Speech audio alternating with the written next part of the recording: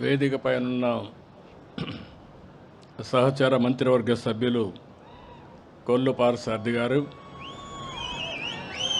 సహచార మంత్రివర్గ సభ్యురాలు సబిత గారు, గౌరవ పార్లమెంట్ సభ్యులు, వేదికపై ఉన్న పెద్దలు, ఈరోజు నేను జ్యోతిరావు పూలే చేయాలంటే ఎక్కడ చేస్తే బాగుంటుందని ఆలోచించినప్పుడు ఏదైతే ఎక్కువ వెనుకబడిన తరగతులుండే నియోజకవర్గం నూజివీడు, అందులో కూడా ఎక్కువ వెనుకబడిన వర్గాలుండే ప్రాంతం అరిగేపల్లి అనే ఉద్దేశంతో ఆగిరిపల్లి అనే ఉద్దేశంతో నేను నేరుగా ఈరోజు మీ గ్రామానికి వచ్చానంటే అది నా అదృష్టంగా నేను భావిస్తున్నా. ఈరోజు ఒక చరిత్ర ఎందుకంటున్నానంటే, ఒక సామాజిక సంస్కర్త, బడుగు బలహీన వర్గాల ఆరాధ్య దైవం మహాత్మా జ్యోతిరావు గోవిందరావు పూలే జయంతి చేసుకుంటున్నాం. చాలామంది పుడతాం, చాలామంది చనిపోతూ ఉంటాం.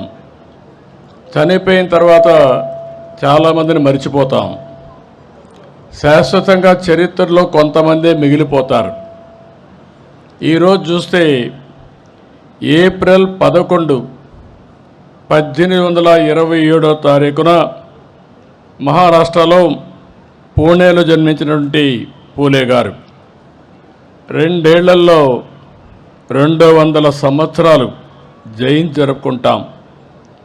అంటే 200 సంవత్సరాల కంటే ముందు పుట్టిన వ్యక్తిని రోజు రోజుకు గుర్తుపెట్టుకుంటున్నామంటే, వాడవాడలో జయంతి ఉత్సవాలు చేస్తున్నామంటే అది ఆయన చేసిన త్యాగం, చూపించిన స్ఫూర్తి అని మరొకసారి మీ అందరికీ విజ్ఞప్తి చేస్తున్నా. అందుకే మనిషి జీవితం అనేది శాశ్వతంగా సమాజం గుర్తుపెట్టుకునే విధంగా, మనకు తోచిన విధంగా మనం కూడా ముందుకు పోవాలి.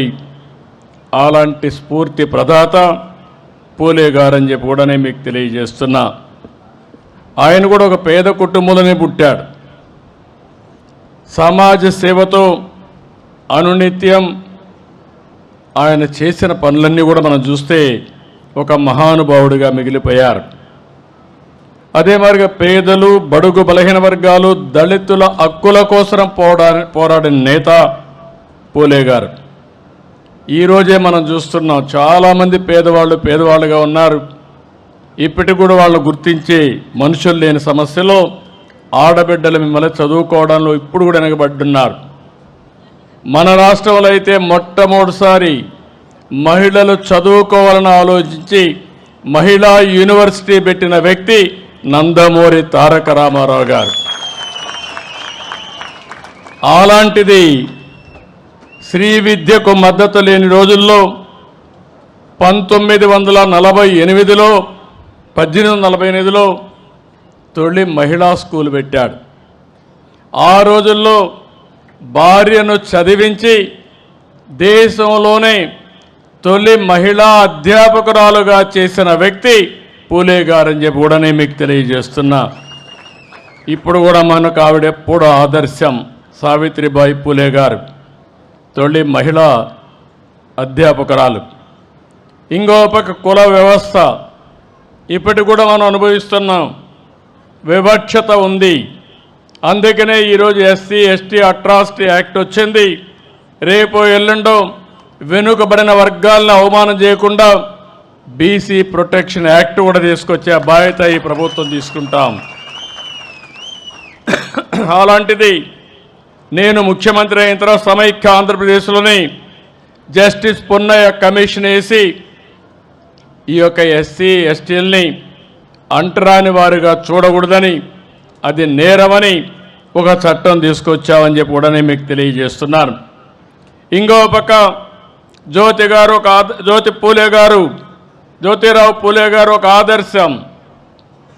అంబేద్కర్ గారు ఆయన్ని ఆదర్శంగా తీసుకొని సామాజిక న్యాయం కోసం, సమానత్వం కోసం ఎనలేని కృషి చేశారు. ఇంకో పక్క ఆ రోజుట్లోనే మీరు చూస్తే బాల్య వివాహాలు, చిన్నపిల్లలకే పెళ్ళిళ్ళు చేసేవాళ్ళు. భర్త చనిపోతే భార్య కూడా సతీ సహగమనం చేసేవాళ్ళు. ఇలాంటివి చేస్తూ ఉంటే అలాంటి మూఢ నమ్మకాలపైన రాజీ లేని పోరాటం చేశాడు, ఉద్యమాలు చేశాడు. అనాథ బాలికలకు ఎవరైనా పెళ్లి కాకుండా పిల్లల కంటే కూడా వాళ్ళను కూడా ఆదర్శంగా తీసుకొని వాళ్ళందరికీ ఆశ్రమాలు కల్పించిన వ్యక్తి పూలే గారని చెప్పి నేను మీకు తెలియజేస్తున్నా. రైతుల అప్పులపైన పోరాడాడు, రైతుల్లో చైతన్యం తీసుకొచ్చాడు. తక్కువ ఖర్చు పెట్టాలి, ఎక్కువ ఆదాయం సంపాదించాలని రైతుల్లో కూడా రైతుల కోసం పోరాడిన వ్యక్తి పూలే గారు. సమానత్వం, మానవతా విలువలు, విద్యా హక్కులు ఇలాంటి విషయాలలో ముందుకు పోయారు. మీరు ఒక్క విషయం గుర్తుపెట్టుకోవాలి, ఒకసారి చరిత్ర నెమరేసుకోవాలి. చరిత్రలో ఏం చేశారు ఎవరని ఆలోచిస్తే మీలో ఒక చైతన్యం వస్తుంది. భవిష్యత్తుకు మన ప్రణాళికలు తయారు చేసుకునే పరిస్థితి రావాలి. మీరు ఒకసారి చూసినప్పుడు తెలుగుదేశం పార్టీ వచ్చే వరకు వెనుకబడిన వర్గాలకు న్యాయం జరగలేదు. ఈ రాష్ట్రంలో నేను గర్వంగా చెప్పగలుగుతున్నా, వెనుకబడిన వర్గాలకు న్యాయం చేసిన ఏకైక పార్టీ, చేస్తున్న ఏకైక పార్టీ తెలుగుదేశం పార్టీ. ఇదొక చరిత్ర. అందరికీ అన్ని విధాల సహకరించే రోజుల్లో వెనుకబడిన వర్గాలు పూర్తిగా నష్టపోయారని, వీళ్లకు గుర్తింపు లేదని గుర్తించిన వ్యక్తి నందమూరి తారక రామారావు గారని చెప్పి నేను మీకు తెలియజేస్తున్నా. అక్కడి నుంచి ఉద్యోగాల్లో 33% రిజర్వేషన్లు పెట్టాం. అదే మాదిరిగా ఏవైతే స్థానిక సంస్థల్లో 33% రిజర్వేషన్లు పెట్టాం. ప్రత్యేకమైన కార్యక్రమాలకు బీసీలు తీసుకొచ్చాం. ఇలాంటి కార్యక్రమాలు మీరు చూస్తే అనేక కార్యక్రమాలు తీసుకొచ్చి ఇప్పుడు కూడా నేను చెప్తున్నా, తెలుగుదేశం పార్టీకి వెన్నెముక వెనుకబడిన వర్గాలు, అలాంటి వెన్నెముక అయినటువంటి వెనుకబడిన వర్గాల్ని పూర్తిగా ఆదరించే బాధ్యత తెలుగుదేశం ప్రభుత్వానిది, పార్టీది. ఈరోజు ఎన్డీఏలో ఉన్న మిత్రపక్షాలు ముగ్గురం కూడా, నేను కానీ మా మిత్రుడు జనసేన అధినేత పవన్ కళ్యాణ్ కానీ, బీజేపీ దేశ ప్రధాని నరేంద్ర మోడీ గారు కానీ, మేమందరం కూడా వెనుకబడిన వర్గాల కోసం పనిచేస్తున్నాం. న్యాయం చేసే పార్టీ ఎన్డీఏ అని చెప్పి కూడా నేను మీకు తెలియజేస్తున్నా. 1988లో నాయి బ్రాహ్మణ్ ఫెడరేషన్ పెట్టాం. 2016లో ఎంబీసీ ఫెడరేషన్ పెట్టాం. ఈరోజు దగ్గర 140 వర్గాలు ఉన్నారు, 140 కులాలు ఉన్నాయి. వీళ్ళందరి కోసం 50-55 కార్పొరేషన్లు పెట్టిన పార్టీ తెలుగుదేశం పార్టీ అని చెప్పి కూడా నేను మీకు తెలియజేస్తున్నాను. ఇలాంటి కార్యక్రమాలు చేసి మీరు ఎక్కడన్నా సమావేశాలు కావాలంటే దానికి కూడా మీ అందరి కోసం జిల్లాల వారీగా బీసీ భవన్లకు శ్రీకారం చుట్టాం. ప్రత్యేక ప్రణాళిక కూడా తీసుకొచ్చిన పార్టీ తెలుగుదేశం పార్టీ అని చెప్పి కూడా నేను మీకు తెలియజేస్తున్నా. ఇంకో పక్కన మీరు చూస్తే మొట్టమొదటిసారిగా 2000 ఎన్టీ రామారావు గారు ఉన్నప్పుడు వెనుకబడిన వర్గాలకు రెసిడెన్షియల్ స్కూల్స్ తీసుకొచ్చారు. ఇంకో పక్కన 2019లో నేను ముఖ్యమంత్రి అయిన తర్వాత 65 రెసిడెన్షియల్ పాఠశాలలు ఏర్పాటు చేశాం. నా ఆలోచన ఒకటే, అన్ని వర్గాలతో సమానంగా, అవసరమైతే అన్ని వర్గాల కంటే మిన్నగా ముందుండే విధంగా వెనుకబడిన వర్గాలను తయారు చేయడమే ఈ ప్రభుత్వ ఆలోచన, ధ్యేయం అని చెప్పి కూడా నేను మీకు తెలియజేస్తున్నా. 108 బీసీ రెసిడెన్షియల్ స్కూల్స్ ఉంటే 75 దాకా తెలుగుదేశం పార్టీ హయాంలో వచ్చాయి.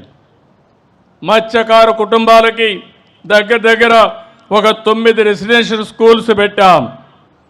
కొన్ని స్కూల్స్ ఉంటే ఇవన్నీ కూడా జూనియర్ కాలేజీలుగా చేసి ముందుకు పోయే పరిస్థితి తీసుకొచ్చాం. వెనుకబడిన వర్గాల పిల్లల్లో మాణిక్యాలున్నారు. సరైన చేయూతిస్తే బ్రహ్మాండంగా రాణించే అవకాశాలుంటాయి. అందుకే ఈ ప్రభుత్వం ఎవరైనా విదేశాల్లో ఏ యూనివర్సిటీ చదువుకోవాలన్నా ఒక్కొక్కరికి 15 లక్షల రూపాయలు సబ్సిడీ చదివించిన ప్రభుత్వం ఈరోజు ప్రస్తుతం ఉండే ప్రభుత్వం అని చెప్పి కూడా నేను మీకు తెలియజేస్తున్నా. సివిల్స్ కానీ రాష్ట్ర స్థాయిలో ఉండే గ్రూప్ 1కి కానీ ట్రైనింగ్ ఇవ్వడానికి కూడా ప్రత్యేకమైన శ్రద్ధ పెట్టాం. ఇంకో పక్కన మీరు చూస్తే 405 కోట్ల రూపాయలు సంక్షేమ హాస్టల్ కోసమే ఖర్చు పెడుతున్నాం. ఇంకో పక్క 76 కోట్లు పెండింగ్ ఉంటే నేను ఒకటే మంత్రి గారు చెప్పాను, ఎవరైనా సరే కొంత వెయిట్ చేస్తాం, కానీ ఈ ప్రభుత్వానికి మొదటి ప్రాధాన్యత వెనుకబడిన వర్గాల సంక్షేమం. దీంట్లో ఏమాత్రం కూడా నిర్లక్ష్యం లేకుండా పనిచేస్తామని హామీ ఇచ్చాను. ఇంకో పక్క మీరు చూస్తే ఆంధ్రప్రదేశ్ మొత్తం తెలుగు రాష్ట్రాల్లో బీసీ స్టడీ సర్కిల్స్ పెట్టాం. సివిల్ సర్వీస్ కోసం కోచింగ్ సెంటర్లు పెట్టాం. ఇలాంటివి మీరు చూసినప్పుడు అమరావతిలో కూడా పర్మనెంట్గా సివిల్ సర్వీస్ కోచింగ్ సెంటర్ ఏర్పాటు చేస్తున్నాం. దానికి కూడా 500 మందికి ఒక్కొక్క బ్యాచ్లో ట్రైనింగ్ ఇచ్చే ఏర్పాట్లు చేస్తున్నాం. రేపు డిఎస్సి వస్తుంది. డిఎస్సిలో ఎక్కువ మంది బీసీలు పాస్ కావడానికి ప్రత్యేకంగా 5720 మందికి శిక్షణా కార్యక్రమాలు పెట్టి వారికి ఎక్కువ ఉద్యోగ అవకాశాలు కల్పిస్తాం. బీసీల కోసం ఒక ప్రణాళిక తీసుకొచ్చాం, ఉప ప్రణాళిక తీసుకొచ్చాం. ఎస్సీలకు సబ్ ప్లాన్ ఉంది, ఎస్టీలకు సబ్ ప్లాన్ ఉంది. అదే మరిగా బీసీలకు కూడా ఒక సబ్ ప్లాన్ తీసుకొచ్చి దగ్గర ఈ సంవత్సరం 48,000 కోట్ల రూపాయలు బీసీల సంక్షేమానికి ఖర్చు పెడతామని చెప్పి కూడా నేను మీకు తెలియజేస్తున్నా. ఇంకో పక్క ఆదరణ 1 తీసుకొచ్చాం. ఇప్పుడు ఆదరణ 1, 2 కూడా పూర్తి చేశాం. ఇప్పుడు ఆదరణ 3 కింద ప్రతి సంవత్సరం ఒక 1000 కోట్ల రూపాయలు ఖర్చు పెట్టి ముందుకు వెళ్తాం. నేను ఒకటే ఆలోచించాను, అన్ని వర్గాలు పైకి రావాలి, అందరినీ ఆర్థికంగా పైకి తీసుకురావాలి. షెడ్యూల్ కులాలు ఉన్నాయి, వాళ్లకు ఇబ్బందులు ఉన్నాయి, వాళ్లకు న్యాయం చేస్తాం. అదే మరి షెడ్యూల్ తెగలున్నారు, వీళ్ళు అడవుల్లో ఉంటారు, ఇంకా అనాగరికంగా చాలా బాధపడుతున్నారు, వాళ్ళ కోసం పనిచేస్తాం. మైనారిటీ సోదరమణులు ఉన్నారు, మైనారిటీలు కూడా ఆర్థికంగా వెనుకబడ్డారు. ముస్లిమ్స్లో చాలామంది పేదవాళ్ళు ఉన్నారు, వాళ్ళను కూడా గుర్తించి వారి అభివృద్ధి కోసం కూడా పనిచేస్తున్నాం. అదే సమయంలో వెనుకబడిన వర్గాలను చూస్తే ఈరోజు మీరు కుల వృత్తులు పోయినాయి, చేతి వృత్తులు దెబ్బతింటున్నాయి. అందుకే నేను ఆలోచిస్తున్నా, మీ ఆదాయాన్ని పెంచడానికి ప్రత్యేకమైన కార్యక్రమాలకి శ్రీకారం చుట్టాం. స్వర్ణకారుల కోసం ప్రత్యేకమైన కార్పొరేషన్ ఏర్పాటు చేశాను. ఇంకో పక్క మీరు చూస్తే కళ్ళు గీత కార్మికులకి మద్యం షాపుల్లో 10% రిజర్వేషన్లు చేసి 50% వాళ్ళు ఫీజులు కట్టి తద్వారా వచ్చిన డబ్బులు వాళ్ళు ఖర్చు పెట్టుకునే విధంగా వాళ్ళకి ఎక్కువ ఆదాయం వచ్చే విధంగా ఏర్పాటు చేశాం. అదే మరి చేనేత కార్మికులకు మీరు చూస్తే ఏదైతే హ్యాండ్లూమ్ ఉంటే 200 యూనిట్లు కరెంటు ఉచితంగా ఇస్తున్నాం. పవర్ లూమ్స్ ఉంటే 500 యూనిట్ల కరెంటు ఉచితంగా ఇస్తున్నాం. ఇంకో పక్కన ఎవరైతే చేనేత బట్టలు నేస్తే జిఎస్టీ కూడా రాయితీ చేశాం. ఇవన్నిటికి కూడా 896 కోట్ల రూపాయలు సబ్సిడీకి కేటాయించాం. ఈరోజు వెనుకబడిన వర్గాలు ఎవరన్నా ఇల్లు కట్టుకుంటే అదనంగా 50,000 రూపాయలు వాళ్ళకి సబ్సిడీ ఇస్తున్నామని చెప్పి కూడా నేను మీకు తెలియజేస్తున్నా. ఎవరైనా మీరు ఎస్సీలు ఉన్నారు, ఒక్క పైసా ఖర్చు లేకుండా సూర్య ఘర్ మీద వాళ్లకు ఉచితంగా సోలార్ ప్యానెల్స్ పెట్టే ఏర్పాటు చేస్తున్నాం. అంటే మీరు ఒక్క పైసా పెట్టక్కర్లేదు, 200 యూనిట్లు ఉచితంగా కరెంటు ప్రస్తుతం ఇస్తున్నాం. భవిష్యత్తులో 200 కరెంట్లు ఉత్పత్తి చేసుకోవడానికి మీ ఇంటిపైనే కరెంటు తయారు చేసుకోవడానికి 2 కిలోవాట్ ఉత్పత్తి చేసే సామర్థ్యంతో సోలార్ ప్యానెల్స్ పెడతాం. ఇది మీరు వాడుకొని మిగిలితే గ్రిడ్కి ఇస్తే ₹2.09 మీకు డబ్బులు కూడా ఇప్పిస్తాం.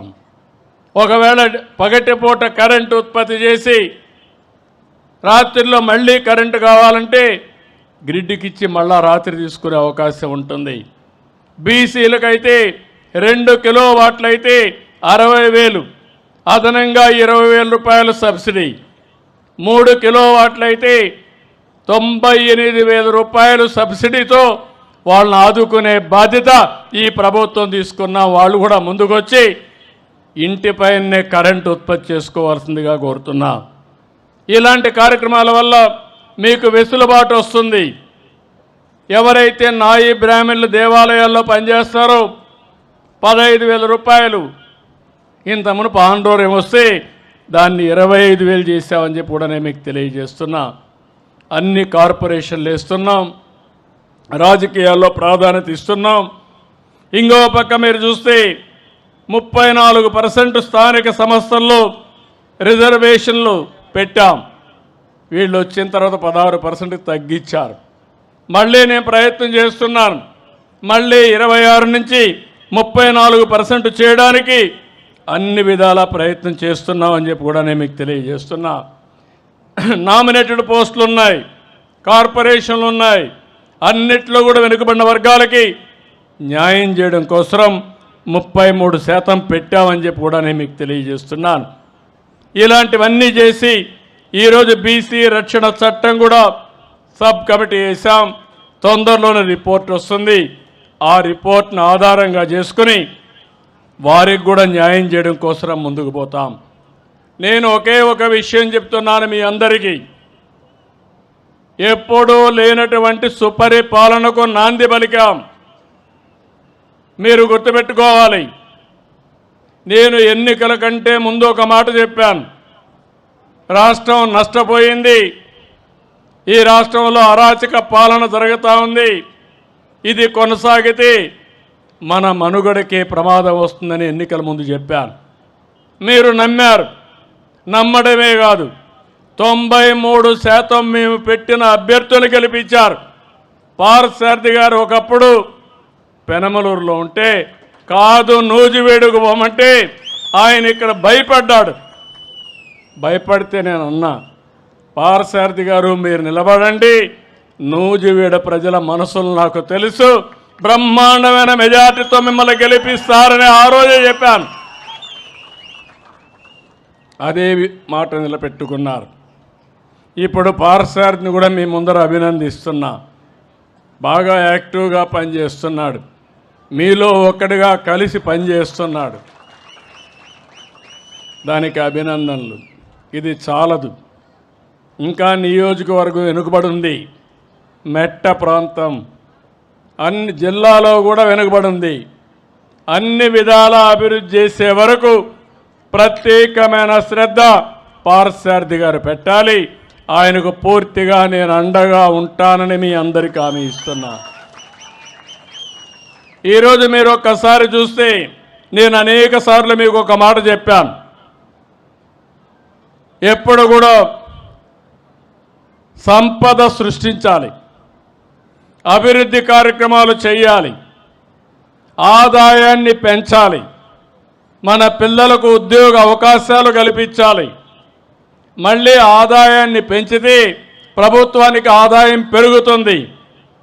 సంక్షేమ కార్యక్రమాలు ఇస్తాం, మళ్ళీ అభివృద్ధి కార్యక్రమాలు చేస్తాం. అప్పుడే ఇది సాధ్యం అవుతుంది. అప్పులు చేసి పంచితే, అప్పులు చేసి అవినీతి చేస్తే ఆ సమాజం మనుగడ సాధించలేదు. ఆ విషయమే నేను ఆ రోజు మీకు చెప్పాను. మీరు నమ్మారు. ఎవరిని పెడితే వాళ్ళందరినీ గెలిపించారు.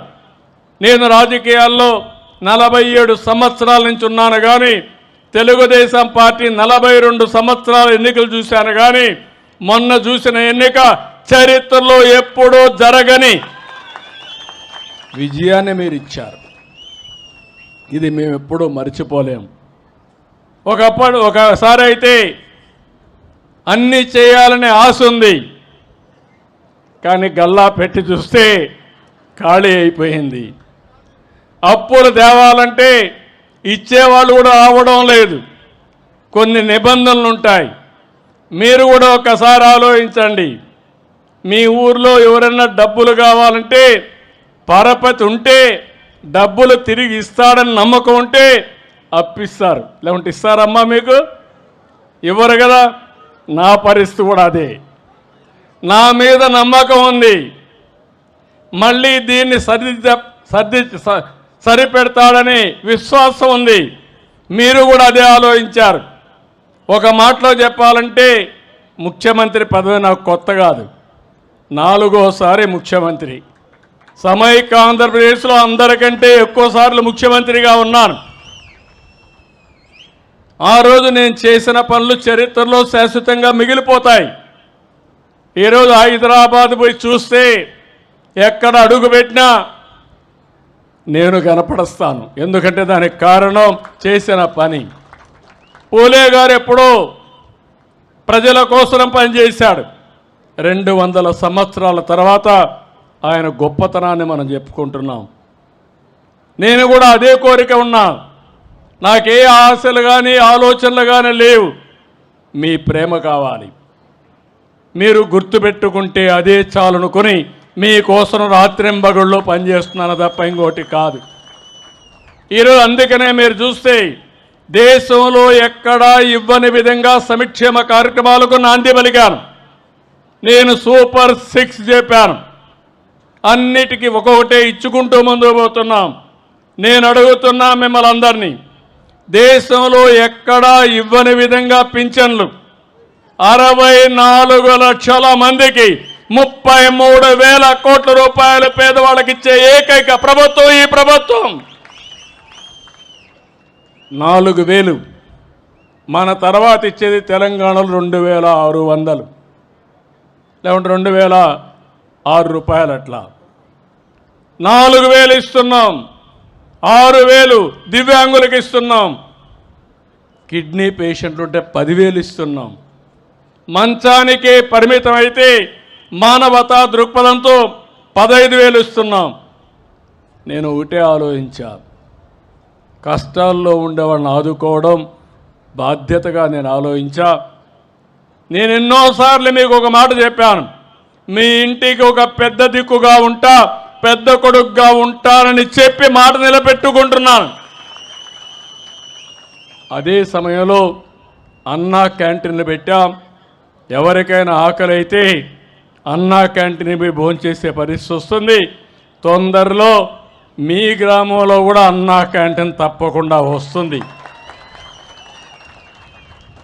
ఇది కాకుండా మీరు ఒకసారి చూస్తే మా ఆడబిడ్డలు డాక్రా సంఘాలు నేనే పెట్టాను, పొదుపు ఉద్యమం నేనే నేర్పించాను. ఈరోజు మీ దగ్గర డబ్బులు ఉన్నాయంటే గర్వంగా తలెత్తుకొని తిరగలుగుతున్నారంటే అది డాక్రా సంఘాలు నా మానస పుత్రిక అని చెప్పి కూడా నేను మీ అందరికీ తెలియజేస్తున్నా. ఈరోజు వాళ్ళందరినీ ఇంటికి ఒక పారిశ్రామికవేత్త చేయాలనుకుంటున్నాను, ఒక ఎంఎస్ఎంఈ పెట్టించాలనుకుంటున్నాను. ప్రత్యేకమైన ఈ సంవత్సరం 1,00,000 మంది మహిళల్ని పారిశ్రామికవేత్తలుగా చేసే బాధ్యత తీసుకున్నాం. ఇది కాకుండా ఇంకొక పక్కన దీపం నేనే పెట్టా. ఆ రోజు ఆలోచించాను, మా తల్లి కట్టెల పొయ్యితో బాధపడేది, పొగంతా కడుపులో వచ్చేది. చిన్నప్పుడు నేను చూశాను. నా తల్లి పడిన బాధ నా చెల్లెళ్ళు అక్కలు ఎవరు పడకూడదనే ఉద్దేశంతోనే 96-97లోనే దీపం కనెక్షన్ ఇచ్చాను, వంట గ్యాస్ సిలిండర్లు ఇచ్చా. ఇటీవల ధరలు పెరిగాయి, మీ కష్టాలు వచ్చాయి. మీ ఖర్చులు తగ్గించడానికి దీపం 2 కింద సంవత్సరానికి 3 సిలిండర్లు ఉచితంగా ఇస్తున్నాం. రేపు ఎల్లుండో తల్లికి వందనం కూడా ఇస్తాం. ఎంతమంది పిల్లలుంటే అంతమంది పిల్లలకి. మా ఆడబిడ్డలను కోరుతున్నాను, ఈ గ్రామంలో నేను లెక్కలు చూశాను. మామూలుగా ఒక భార్యాభర్తకి 2 పిల్లలు ఉండాలి. 2 కంటే తక్కువ ఉంటే జనాభా తగ్గిపోతుంది. 2 కంటే ఎక్కువ ఉంటే జనాభా పెరుగుతుంది, నిలకడగా ఉంటుంది. ప్రపంచమంతా జనాభా తగ్గిపోతూ ఉంది. ఇప్పుడు మన రాష్ట్రంలో కూడా 1.5 అంటే 1.5 1.6కు వచ్చాం. ఇదే కానీ రేషియో కంటిన్యూ అయితే 2030-35 నుంచి జనాభా పెరగదు, తగ్గిపోతుంది. రేపు రాబోయే రోజుల్లో మీ ఊరు కూడా ఉండదు. ఆ విషయం మీరు గుర్తుపెట్టుకోవాల్సిన అవసరం ఉంది. ఎందుకంటే అగ్రిపల్లిలో జనాభా తగ్గుతూ వస్తే కొన్ని రోజుల తర్వాత పెద్ద ఊరు కాబట్టి కొన్ని రోజులు ఉంటుంది. 6-7 వేలు జనాభా ఉంది, ఏమంటే 10,000 జనాభా ఉంది, ఓటర్లు 7,000. కానీ ఒక రోజు పోయిన తర్వాత జనాభా తిరుగు ముఖం పడితే చాలా సమస్యలు వస్తాయి. ఇక్కడ 1.7 ఉంది, అంటే ఒక కపుల్కి 1.7 సంతానం ఉంది ప్రస్తుతం. ఇది 2కు పెరగాలి. అప్పుడు మీ ఊరికి పిల్లలే ఆస్తి, ప్రజలే ఆస్తి. ఈ విషయం కూడా మీరు గుర్తుపెట్టుకోవాలి. రైతుల్ని ఆదుకుంటాం, రైతులకు అండగా ఉంటాం, వాణిజ్య పంటలు ప్రోత్సహిస్తాం. అదే సమయంలో నూజివీడు ఎప్పుడు కూడా నూజివీడు అనగానే గుర్తొచ్చేది బ్రహ్మాండమైన మామిడి పళ్ళు గుర్తొస్తాయి, నూజివీడు పళ్ళు. ఇప్పుడే ఒక ఆడబిడ్డ ఒక ఎంఎస్ఎంఈ తీసుకొచ్చారు. ఒక చిన్న విషయం, ఏదైతే మామిడి పండ్లు కవర్లో పెట్టగలిగితే మామూలుగా ఎకరా 30,000 వస్తే ఆ పళ్ళు కానీ ఆ కవర్లో పెట్టి కానీ ప్రొటెక్షన్ ఇస్తే 1,30,000 ఎకరాకు వస్తుంది. దానికి కొంచెం ఖర్చు అవుతుంది, కానీ ఖర్చు కంటే 4 ఇంతలో ఆదాయం వస్తుందంటే ఆ విషయం మీరు గుర్తుపెట్టుకోవాల్సిన అవసరం ఉంది. దీనికి ప్రభుత్వం కట్టుబడి ఉంది. ఇక్కడ చింతలపూడి లిఫ్ట్ ఇరిగేషన్ రావాలి. నేను ఆ రోజు పూర్తి చేసేసేవాడిని. గవర్నమెంట్ పోయింది, అది కోర్టుకు పోయింది, లేనిపోని సమస్యలు వచ్చాయి. దాన్ని కూడా వీలైనంత తొందరలో కోర్టులో స్టే వెకేట్ చేపించి చింతలపూడి లిఫ్ట్ ఇరిగేషన్ పూర్తి చేసే బాధ్యత ఈ ప్రభుత్వం తీసుకుంటాం. అది వచ్చిన తర్వాత ఇక్కడ ఇప్పుడే 2-3 విషయాలు ఎమ్మెల్యే గారు మినిస్టర్ గారు చెప్పారు. ఆ 2-3 విషయాలు కానీ పూర్తి చేయగలిగితే, కొన్ని లిఫ్ట్ ఇరిగేషన్లు పూర్తి చేసి అన్ని చెరువులకు నీళ్లు ఇవ్వగలిగితే ఈ నూజివీడు నియోజకవర్గం బ్రహ్మాండంగా తయారవుతుంది. ఒక పక్కన ఔటర్ రింగ్ రోడ్ కూడా వస్తుంది, మీ ఊరు పక్కనే అమరావతికి రోడ్డు వస్తుంది. అదే సమయంలో ఈ నీళ్లు కూడా తీసుకొస్తే పెద్ద ఎత్తున అభివృద్ధి అవుతుంది. ఇది కాకుండా 20,000 రూపాయలు అన్నదాత కింద ఇస్తానని చెప్పాం. నేను ఇప్పుడు కూడా హామీ ఇస్తున్నాను, ఎన్డీఏ ప్రభుత్వం తప్పకుండా రైతులకు ఇస్తాం. కేంద్రం 6,000 ఇస్తుంది, మిగిలిన 14,000 రూపాయలు 3 ఇన్స్టాల్మెంట్లో మే నుంచే ప్రారంభించి మీకు పూర్తి చేసే బాధ్యత నాది. మత్స్యకారులకు 20,000 రూపాయలు ఇస్తాం. వేట నిషేధ సమయంలో వాళ్ళని ఆదుకోవడానికి ముందుకు పోతామని చెప్పి కూడా నేను మీకు తెలియజేస్తున్నా. నేను ఒకే ఒక విషయం మిమ్మల్ని కోరుతున్నాను. ఈరోజు మీరు రాష్ట్రంలో చూస్తున్నారు, మొన్నటి వరకు అసెంబ్లీ అంటే బూతులు. నేను ఆ రోజు ఒక మాట చెప్పి వచ్చాను, ఒకే మాట. నేను అసెంబ్లీలో ఉన్నప్పుడు ఎన్నో సంవత్సరాలుగా అసెంబ్లీలో ఉన్నాను, కానీ ఏ రోజు కూడా అసభ్యంగా మాట్లాడిన సందర్భాలు లేవు. రాజకీయ నాయకులు హోరీగా పోరాడతాం, ప్రజల కోసం పోరాడతాం, ప్రజాహితం కోసం పనిచేస్తాం. అలాంటి సందర్భంలో నన్ను అవమానం చేసినప్పుడు నేను ఒకటే మాట చెప్పాను, ఇది గౌరవ సభ కాదు, కౌరవ సభ. మళ్ళీ గౌరవ సభ చేసేదానికి క్షేత్రస్థాయిలో పనిచేసి గెలిచి అసెంబ్లీలో అడుగు పెడతా అన్నాను, పెట్టాను. మళ్ళీ చూశాను, ఎక్కడ చూసినా ఆడబిడ్డల పైన అసభ్యంగా పోస్టులు పెట్టడం సోషల్ మీడియాలో. నేను రాజకీయాలు సేవల కోసం చూశాను. ఇప్పుడు రాజకీయాలు దిగజారిపోయినాయి. సోషల్ మీడియా వచ్చింది. ఇష్టానుసారంగా నేరస్తుల అడ్డాగా మారిపోయే పరిస్థితి వచ్చింది. అందుకే నేను ఒకే మాట చెప్పాను, ఈ మాటకు కట్టుబడి ఉన్నా. ఎవడైనా సరే సోషల్ మీడియాలో క్యారెక్టర్ అసాసినేషన్ చేస్తే అదే చివరి రోజుగా మీకుంటుందని హెచ్చరిస్తున్నా. గౌరవప్రదంగా బతకనియండి. సమాజంలో మీకు చేతనైతే విలువలు నేర్పించండి. మీకు చేతనైతే సమాజ హితం కోసం పనిచేయండి. ఆదాయం పెంచండి. ఆరోగ్యాన్ని పెంచడానికి పనిచేయండి. లేకపోతే చేత కాకపోతే ఇంట్లో పడుకోండి. పిల్లలకు నేరాలు నేర్పించండి. రౌడీజం నేర్పించొద్దండి. ఇది మంచి పద్ధతి కాదని కూడా హెచ్చరిస్తున్నా. నేను చాలా ఏళ్ళు చూసా. ఒకసారి నేనే మోసపోయా. ముఖ్యమంత్రిగా ఉన్నా నిద్రలేసి చూశాను. ఎవరైతే వివేకానంద రెడ్డి గుండెపోటుతో చనిపోయాడు. నేను అనుకున్న పాపం మన ప్రత్యర్థి ఆయన గుండెపోటు చనిపోయాడు అని అనుకున్నాను. అనుకుంటే అది గుండెపోటు కాదు, గొడ్డలి వేటు. తర్వాత తెలుసుకోవడానికి చాలా సమయం పట్టింది నాకు. అంటే ఒక ముఖ్యమంత్రిని మోసం చేయగలుగుతున్నారంటే మీరొక లెక్క అని మిమ్మల్ని అడుగుతున్నా. హత్య చేసి ఆత్మహత్యగా చిత్రీకరించే మనుషులుండే ఈ రోజుల్లో, తిరిగి కేసులు పెట్టే ఈ రోజుల్లో వాళ్ళని సమర్థవంతంగా ఎదుర్కోవాలన్నా లేదా అని మిమ్మల్ని అడుగుతున్నా. ఏమంటారని మిమ్మల్ని అడుగుతున్నా. ఎదుర్కోవాలంటే గట్టిగా చప్పట్లు కూడా చెప్పండి, ఇది మంచి పద్ధతి కాదని. ఇది అడిగితే మా మీద ఇష్టానుసారంగా మాట్లాడతారు, క్యారెక్టర్ అసాసినేషన్ చేస్తారు. నేను ఒకే మాట చెప్పాను, ఎవరైనా సరే తప్పులు చేసే వాళ్ళ పట్ల ఈ ప్రభుత్వం చండ శాసనుడిగా ఉంటామని హెచ్చరిస్తున్నా. మంచి చేయండి. నిన్న కూడా చూస్తున్నారు మీరు. నిన్న అనంతపురకు పోయి ఎన్ని డ్రామాలు ఆడుతున్నారు. నేను అడుగుతున్నా మిమ్మల్ని, నేను ఎప్పుడైనా స్వేచ్ఛగా తిరిగానా రాష్ట్రంలో? మాజీ ముఖ్యమంత్రిగా చూశారా 5 ఏళ్ళు మీరు? 1924 ఎక్కడ తిరగలేకపోయాను. ఇప్పుడు ఎవరు ఎక్కడ తిరగాలన్నా ఇబ్బంది ఉందా అని మిమ్మల్ని అడుగుతున్నా. స్వేచ్ఛ ఉందా లేదా అని మిమ్మల్ని అడుగుతున్నా.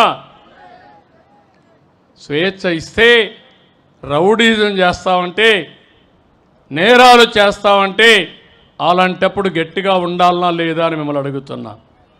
ఇలాంటి ఉన్నప్పుడు మీరే చూశారు, ఈ ప్రభుత్వం అభివృద్ధి కోసం ఉంది తప్ప ఇంకొకటి కాదు. అదే సమయంలో ఎవరు తప్పు చేసినా వాళ్ళని శిక్షించే బాధ్యత ఈ ప్రభుత్వం పైన ఉంది. ఆ విషయం కూడా మీకు విజ్ఞప్తి చేస్తున్నా. ఇక్కడికి వచ్చినప్పుడు నేను మిమ్మల్ని కోరేది, ఇప్పటికే చాలా పనులు చేశాం, ఇంకా మిగిలిన పనులు చేస్తాం. అదే సమయంలో నేను ఇటీవల కాలంలో ఆలోచించినప్పుడు ఒక వినూత్నమైన కార్యక్రమానికి శ్రీకారం చుట్టాను. ఆ కార్యక్రమం మీరు చూస్తే ఈరోజు మనందరం కూడా ప్రభుత్వం ప్రైవేట్ భాగస్వామ్యం, దీంతో కొంతమంది వ్యక్తులు పెట్టుబడులు పెట్టి వాళ్ళు బాగుపడి సమాజ హితం కోసం పనిచేశారు. ఈరోజు మీరు ఒక్కసారి చూస్తే ఈ టెలిఫోన్స్ ఉన్నాయి. ఈ టెలిఫోన్స్ అన్నీ కూడా కొన్ని గవర్నమెంట్ ఉన్న ప్రైవేటు వ్యక్తులందరూ వేసి మనకు సేవలు అందిస్తున్నారు. అదే సమయంలో వాళ్ళు కూడా డబ్బులు కొంతవరకు సంపాదించుకున్నారు. కరెంటు విషయంలో అదే జరుగుతుంది, రోడ్ల విషయంలో అదే జరుగుతుంది, పోర్ట్లు ఇలాంటివి చాలా వచ్చాయి. ఈరోజు నేను ఆలోచించిన విధానం ప్రభుత్వం ప్రైవేట్ పీపుల్ భాగస్వామ్యంతో మిమ్మల్ని అందరినీ ఆదుకునే కార్యక్రమానికి శ్రీకారం చుట్టాను. జీరో పావర్టీ అన్నాను. తెలుగులో ఎతికాను కానీ మంచి పేరు దొరకలేదు, అందుకే ఇదే బాగా అర్థమవుతుందని జీరో పావర్టీ అన్నాను. అదే సమయంలో రెండు విషయాల్లో ముందుకు పోయాం. మార్గదర్శి, బంగారు కుటుంబం. మార్గదర్శి అంటే ఎవరైతే మీకు మార్గాన్ని చూపిస్తారో, మీతో అనుసంధానమయ్యి మీ ఇంటికి సహకరిస్తారో వాళ్ళని మార్గదర్శిగా పెట్టుకున్నాం. అదే సమయంలో ఎవరైతే బాగా పేదవాళ్ళుగా ఉన్నారో వాళ్ళని బంగారు కుటుంబాలుగా పెట్టుకున్నాం. మీకు అవకాశాలు వస్తే ఇప్పుడు మేము ఇక్కడ ఉన్నాం. ఇక్కడే నూజివీడు ప్రభాకర్ గారు ఉన్నారు. ఈ నియోజకవర్గంలో పుట్టాడు. నూజివీడు సీడ్స్ పెట్టాడు, టెక్స్టైల్స్ పెట్టాడు, అనేక పరిశ్రమలు పెట్టాడు. దగ్గర దగ్గర ఒక 5,000 కోట్ల రూపాయలు టర్నోవర్కి రీచ్ అయ్యాడు. 10,000 మందికి ఉద్యోగాలు క్రియేట్ చేశాడు. ఎక్కడ పుట్టాడంటే ఈ నూజివీడులోనే ఒక మారుమూల గ్రామంలో పుట్టి ఒక పారిశ్రామికవేత్తగా తయారయ్యాడు. ఇలాంటి వాళ్ళు ఎన్ఆర్ఐస్ వచ్చారు, పారిశ్రామికవేత్తలు వచ్చారు, వ్యాపారవేత్తలు వచ్చారు. వాళ్ళందరికీ ఒకటే విజ్ఞప్తి చేశారు, మీరు ఈ స్థాయికి వచ్చారంటే దానికి కారణం సమాజం. మీకు అవకాశం వచ్చింది, అందిపుచ్చుకున్నారు, మీరు ఈరోజు ముందుకు పోయారు. కానీ మీకు ఒక బాధ్యత ఉంది. మీతో పుట్టిన వారు మీ ఊరిలో, మీతో పుట్టిన మీ బంధువులు కూడా ఇంకా పేదరికంలో ఉన్నారు. వాళ్ళని కూడా పైకి తీసుకురావాలి. డబ్బులు అనేటివి, సంపద అనేటివి అందరికీ మెరుగైన జీవన ప్రమాణాలు రావాలి. అంతేగాని సంపద కొంతమందికే పరిమితమై మిగిలిన వాళ్ళు తినడానికి తిండి లేకుండా, చదివించుకోవాలంటే పిల్లలకు డబ్బులు లేకుండా, ఇంకో పక్క అనునిత్యం సమస్యల సుడిగుండంలో చాలా బాధపడుతూ ఉండడం కరెక్ట్ కాదు. దానికోసమే నేను ఒక వినూత్నమైన కార్యక్రమం, పైనుండే 10 మంది, కింద నుండే 20 మందికి చేయూతనివ్వాలి. ప్రజలే ఆస్తి. ఈరోజు ప్రభాకర్ రావు కుటుంబంలో, నూజివీడు ప్రభాకర్ గారి కుటుంబంలో వాళ్ళ తండ్రి ఇచ్చిన ఆస్తి కాదు, ఆ కుటుంబానికి ఆయనే ఒక ఆస్తి. ఎందుకంటే ఆయనకు ఒక ఆలోచన వచ్చింది. వాళ్ళ నాన్న చదివించాడు, చదివించిన తర్వాత ఆలోచన వచ్చింది, సీడ్స్ ఫ్యాక్టరీ పెడితే విత్తనాలు ఉత్పత్తి చేస్తే డబ్బులు వస్తాయనే ఆలోచనతో పారిశ్రామికవేత్త అయ్యాడు. ఆదాయాన్ని సంపాదించాడు. అంటే వాళ్ళ నాన్న ఇచ్చిన వ్యాపారం కాదు, కొంతమందికి తల్లిదండ్రులు వ్యాపారాలు ఇస్తారు, కానీ ఆయన సొంతంగా చేశాడు. అంటే ఆయనలో కొన్ని శక్తి సామర్థ్యాలు ఉన్నాయి, అవకాశాలు వచ్చాయి. అలాంటి వ్యక్తి ఈ గ్రామాన్ని దత్తత తీసుకొని మీకు కూడా అండగా ఉండమని చెప్తున్నా. దీనికి ఒక ఉదాహరణ ఇచ్చాను. అంబేద్కర్ గారు చదువుకోవాలనుకున్నాడు, 12వ సంతానం. ఆ రోజుల్లో షెడ్యూల్ కులాలంటే అంటరానితనం ఉంది, ఎవరు కూడా అండగా ఉండే పరిస్థితి లేదు.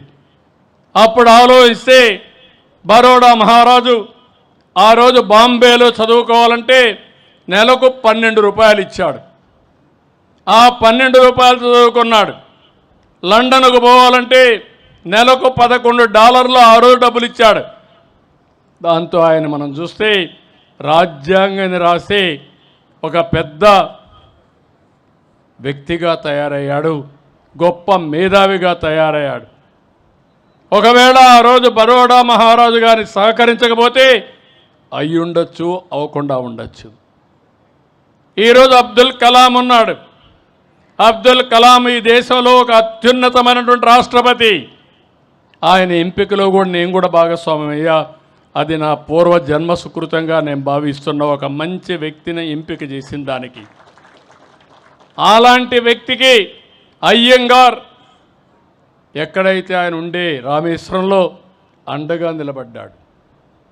ఆ రోజు బ్రాహ్మిన్స్ ఎవరైతే ఉన్నారో వాళ్ళు ఇలాంటి శుద్రుల దగ్గర కానీ ముస్లింల దగ్గర కానీ ఇంటికి రానిచ్చే పరిస్థితి లేకపోతే అండగా నిలబడి ఆయనకు అన్ని విద్యలు నేర్పించాడు. అయితే ఆయనే చెప్పాడు. దానివల్ల ఆయన ఒక అచంచలమైన వ్యక్తిగా తయారయ్యాడు, శాస్త్రవేత్తగా తయారయ్యాడు. భారతదేశంలోని ఒక మేధావిగా ఒక అధ్యక్ష పదవికి రాణించే పరిస్థితికి వచ్చాడు. ఇలాంటి సంఘటనలు చాలా ఉన్నాయి. రామకృష్ణ పరమహంస వల్ల వివేకానందుడు తయారయ్యారు. అందుకని నేను కూడా ఆలోచించింది, ప్రజలే ఆస్తి. ఈరోజు నేను ఒక ఇంటి 2 ఇళ్ళు తిరిగాను. 2 ఇళ్ళు తిరిగితే ఒక యాదవ కుటుంబం, తండ్రికి 2 పిల్లలు, వాళ్ళిద్దరికీ ఒకరికి 3 పిల్లలు, ఒకరికి 2 పిల్లలు. ఆ ఇంటికి పోయినప్పుడు 3 బర్రెలు, ఒక 20 గొర్రెలు. ఇది వాళ్ళ ఆస్తి. నేను అడిగాను, మొదట తండ్రి తల్లి ఉన్నారు, ఆయన కొంచెం వికలాంగుడు కూడా, కొద్దిగా కాలు ఇరిగిపోతే ఇప్పుడు దివ్యాంగుల పెన్షన్ 6,000 రూపాయలు ఇస్తున్నాం. నేను అడిగాను, ఏంటంటే మా తండ్రి నాకు నేర్పించాడు గొర్రెలు మేపమని.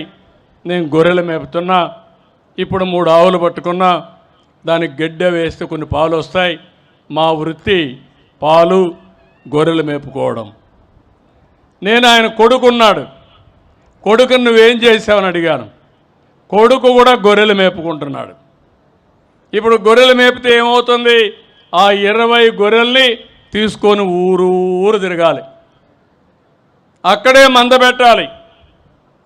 ఇంకా ఆదివారం లేదు, శనివారం లేదు, పెళ్ళిళ్ళు లేవు, పండగలు లేవు, వాళ్ళ జీవితాంతం అదే పని. నేను అడిగితే ఆ కుర్రాడు అనింది, ఇంటి దగ్గర గొర్రెలు ఉన్నాయి, మీ ఊర్లోనే ఊరి పక్కన మంచి షెడ్లు కట్టి గొర్రెలను అక్కడ పెట్టి తిప్పే పని లేకుండా గడ్డి వేసి మేపే ఫామ్ క్రియేట్ చేస్తే నీకు ఇష్టమా అని అడిగా. తండ్రికి ఇష్టం లేదు.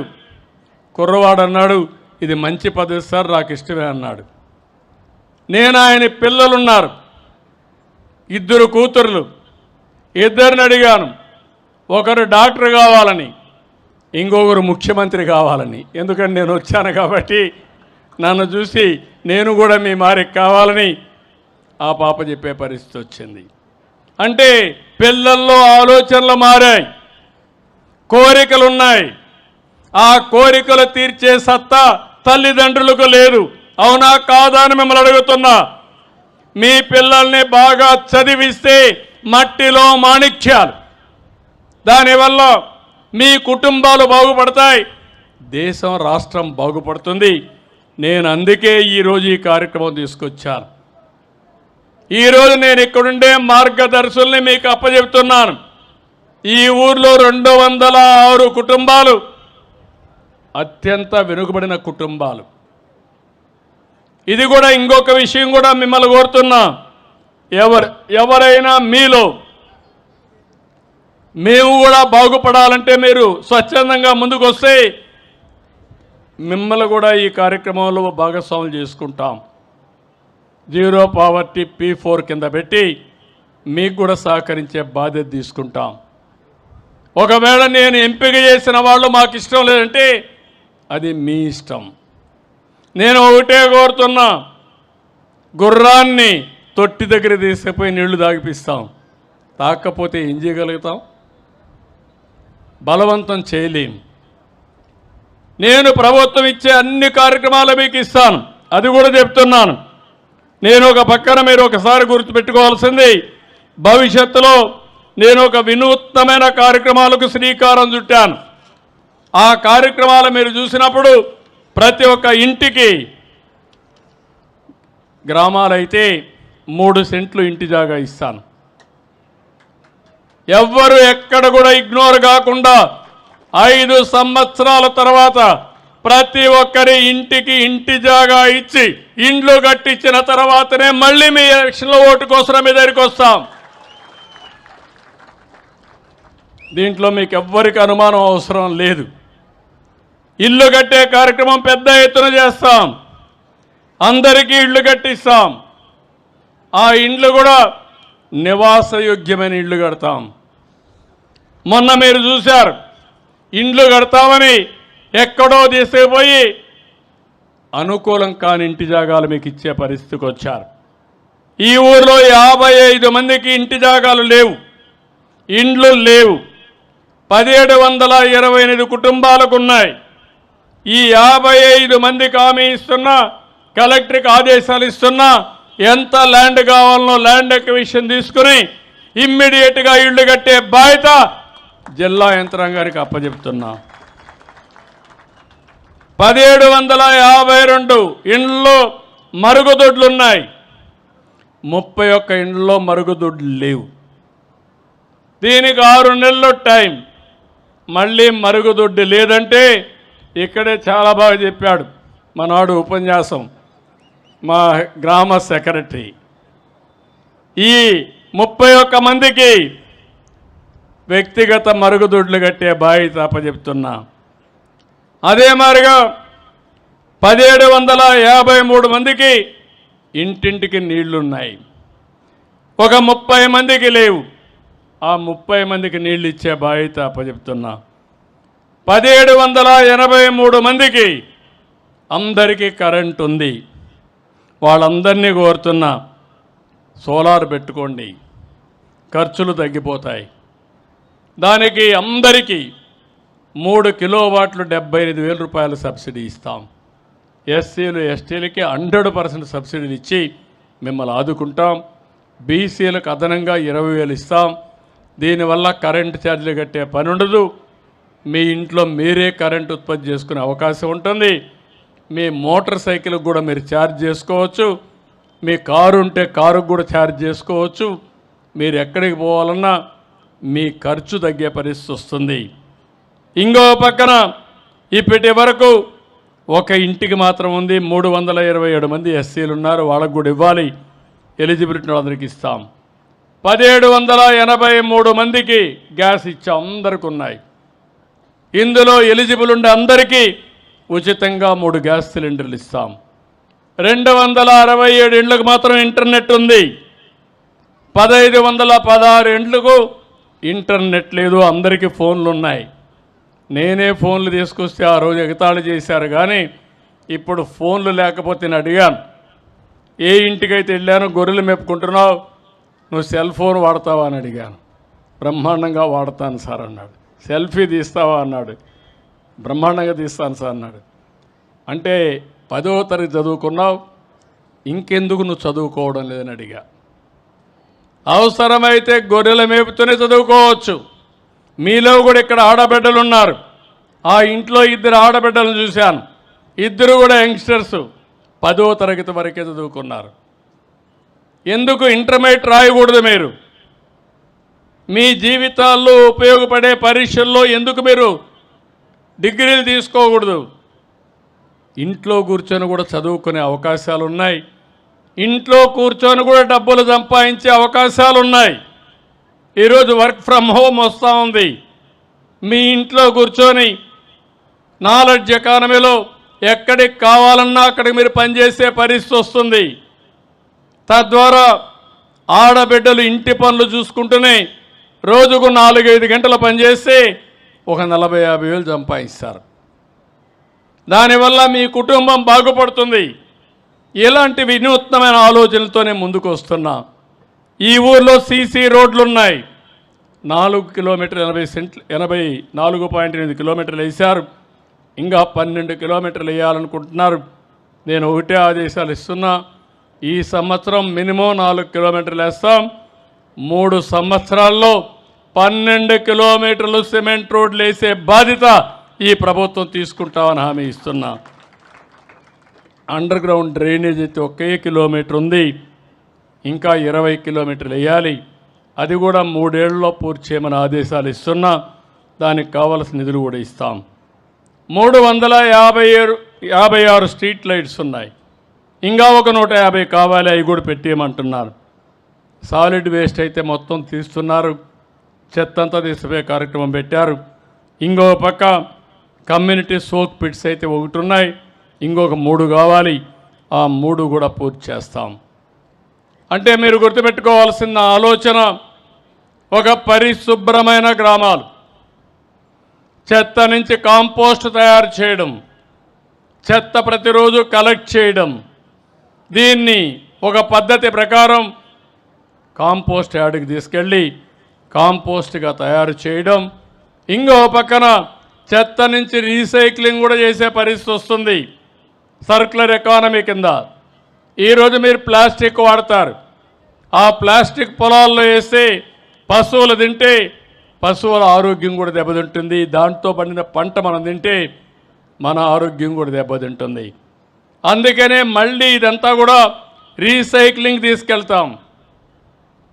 మీ బాటిల్స్ కానీ, గ్లాసులు కానీ, లేకపోతే ఎలక్ట్రానిక్ వేస్ట్ కానీ, మీ సెల్ ఫోన్లన్నీ మళ్ళా రీసైక్లింగ్ కూడా తీసుకుపోయే అవకాశం ఉంటుంది. దాన్ని కూడా వర్కౌట్ చేస్తున్నాం. ఇక్కడికి వచ్చినప్పుడు నేను ఇక్కడ 206 కుటుంబాలు ఉన్నారు. ఎక్కువ సమయం ఉండేదానికి అవకాశం ఉంది. కానీ ఈరోజు ఒంటిమిట్ట రాముని యొక్క ఏదైతే శ్రీరామ నవమి అక్కడ పోయి నేను బట్టలు ఇవ్వాల్సిన అవసరం ఉంది. కరెక్ట్గా 5 గంటలకు మళ్ళా ఒంటిమిట్టకి వెళ్ళాలి. ఇది అవుతాను. ఇంకొక పార్టీ మీటింగ్ కూడా ఉంది. నేను ఇక్కడ ఒక 2-3 బంగారు కుటుంబాలను మాట్లాడిస్తాను. ఒక 2-3 ఎవరైతే మార్గదర్శులు ఉన్నారో వాళ్ళు మాట్లాడిస్తా. మీకు అందరికీ ఇప్పటికే ఒక అవగాహన వచ్చుంటుంది. ఒకరు ఒక 10 కుటుంబాలు తీసుకుంటే వాళ్ళ శక్తి మేరకు ఆ 10 కుటుంబాలని ఎప్పటికప్పుడు అండగా ఉండి ఏం చేస్తే మీ ఆదాయం పెరుగుతుందో మీకు ఒకసారి సూచనలు ఇవ్వడమే కాకుండా మీకు చేదోడుగా ఉండి ఎప్పటికప్పుడు చేపట్టవలసిన బాధ్యత వాళ్ళపైన ఉంటుంది. ఇప్పుడు నేను చెప్పాను, ఒక కుటుంబంలో ఒక అమ్మాయి ఎంబీబీఎస్ చేయాలంటుంది. ఆ అమ్మాయిని బాగా చదివించే బాధ్యత మార్గదర్శకులకు అప్పచెప్తాను. ఒక 5 సంవత్సరాలు లేకపోతే ఒక 7-8 సంవత్సరాలు చదివిస్తే ఆ కుటుంబం యొక్క భవిష్యత్తు మారిపోతుంది. ఇలాంటి కార్యక్రమాలకు శ్రీకారం చుట్టాం. ఇప్పుడు నేను ఇక్కడే మా బంగారు కుటుంబాలు ఏ కుటుంబాలు ఉన్నాయో పేర్లు ఇవ్వండి. వాళ్ళని ఒకసారి పిలిచి మార్గదర్శకుడు మాట్లాడిస్తాను.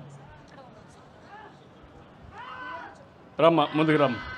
ఓకే ఓకే తమ్ముడు, ఉండు కసోపుడు మాట్లాడదాం. ఉండు మాట్లాడు. నారా చంద్రబాబు గారికి ధన్యవాదాలు. నేరుగా చూసి మాట్లాడమ్మా. నీ పేరు చెప్పు. నా పేరు పక్కకు రా, అక్కడే అరవద్దు. నా పేరు ప్యారీ రేష్మ. మా దాగిరిపల్లి మండలం. గట్టిగా మాట్లాడమ్మా. మా దాగిరిపల్లి మండలం ప్యారీ రేష్మ.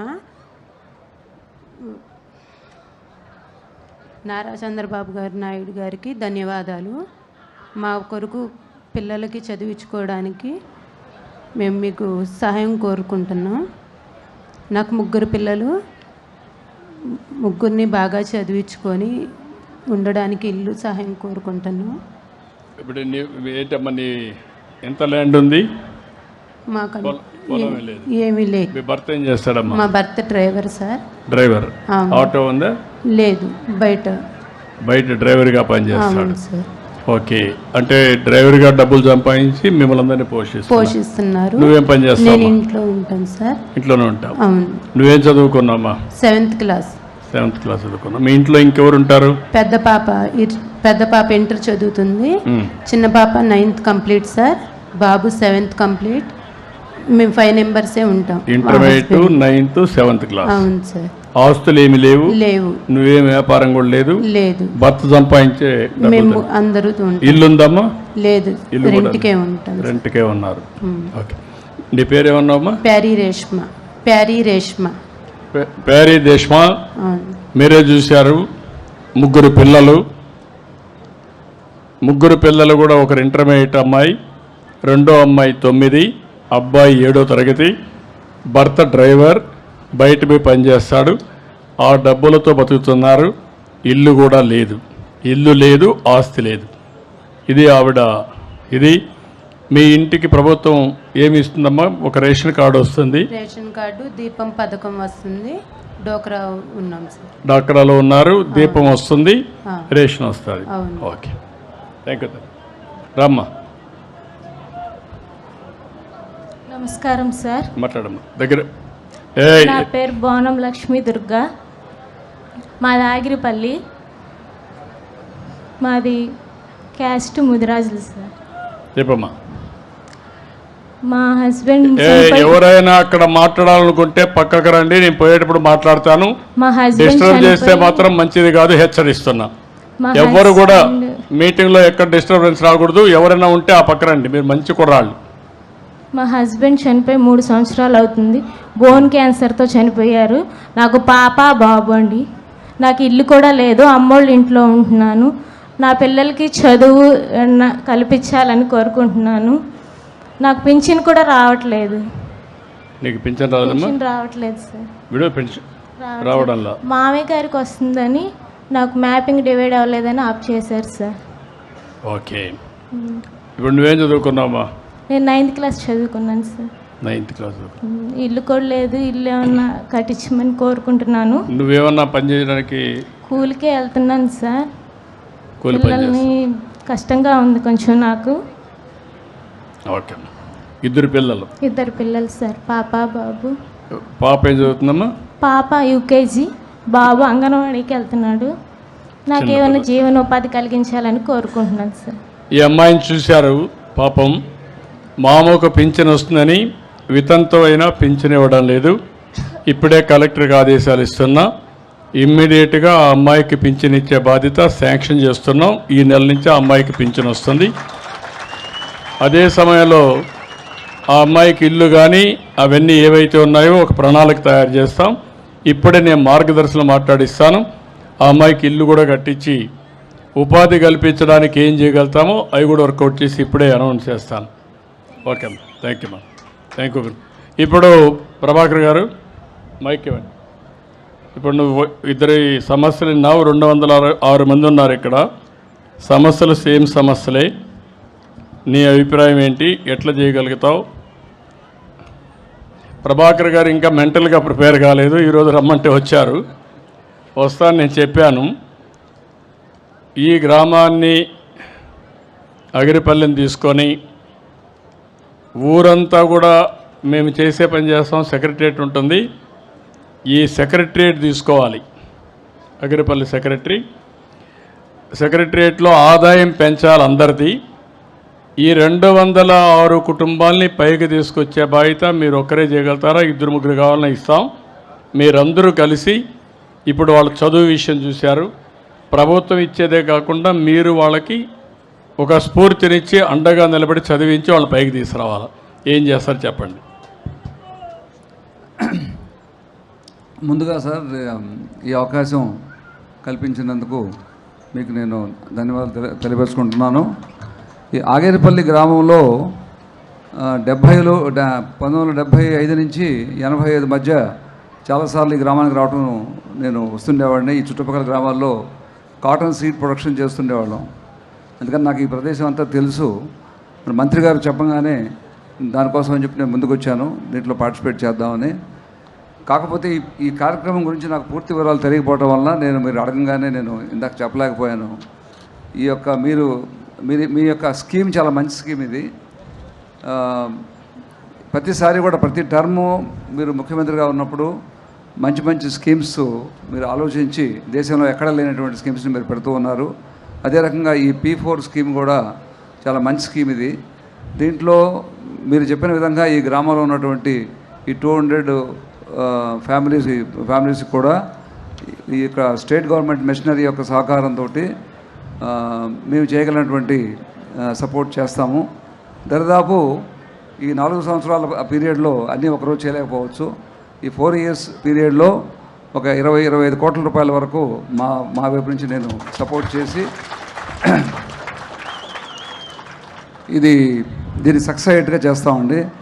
దీంతోపాటు మా ఊరి పక్కనే నూజివీడు పక్కన తొక్కులూరు గ్రామం, అక్కడ కూడా ఇటువంటి స్కీము మీ యొక్క ఆదేశాలతో ఇంప్లిమెంట్ చేస్తే బాగుంటుంది. అక్కడ కూడా మేము పార్టిసిపేట్ చేస్తాం. ఇది కాకుండా అదనంగా అది కూడా చేస్తామని చెప్పి నేను మీకు తెలియజేస్తున్నాను. Thank you. ప్రభాకర్ గారిని మనస్ఫూర్తిగా అభినందిస్తున్నా. ఒక స్ఫూర్తిదాయకంగా ముందుకొచ్చాడు. 4 సంవత్సరాల్లో ఒక 15 నుంచి 20 కోట్ల రూపాయలు ఖర్చు పెట్టడానికి కార్యక్రమంలో ముందుకొచ్చాడు. ప్రభుత్వం చేసేదానికి అదనంగా 15-20 కోట్లు ఖర్చు పెడతారు. డబ్బులు ఒక ఎత్తైతే మీరు చూపించే స్ఫూర్తి, టైమ్లీ వాళ్ళకిచ్చే సలహాలు చాలా ముఖ్యం. మీరేం చేయాలంటే ఒక COOని ఒకరిని పెట్టి, మీకు చాలా వెంచర్స్ ఉంటాయి. ఎన్ని కంపెనీలు ఉన్నాయి మొత్తం? 5 కంపెనీస్ ఉన్నాయి సార్. 5 కంపెనీలు ఉన్నాయి, 5 సీఈఓలు ఉంటారు, ఎండీలు ఉంటారు, అందరూ ఉన్నారు. మీ మేనేజ్మెంట్ కింద అందరూ పనిచేస్తూ ఉంటారు. ఇప్పుడు మీ ఫ్యామిలీ బిజినెస్లో కూడా మీరు మీ పిల్లలు చెప్పేదారు వాళ్ళు ప్రొఫెషనల్గా వాళ్ళు చేస్తారు. ఇక్కడ కూడా ఒక వినూత్నంగా బాగా చదువుకున్న వాళ్ళని పెట్టి, ఇప్పుడు ఇద్దరు చూశారు మీరు, ఒక ముస్లిం గర్ల్, ఆ అమ్మాయికి అయితే భర్త డ్రైవర్, ఆ అమ్మాయి 9 వరకు చదువుకున్నది, 3 పిల్లలు ఉన్నారు. ఇంటి జాగా లేదు, ఆస్తులు లేవు. ఆ అమ్మాయి పరిస్థితి.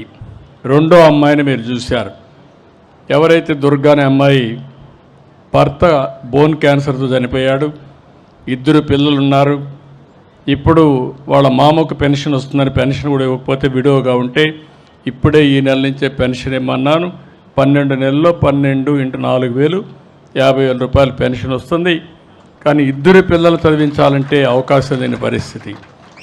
కాబట్టి ఆ అమ్మాయి పిల్లల్ని ఏ విధంగా చదివించగలుగుతారు?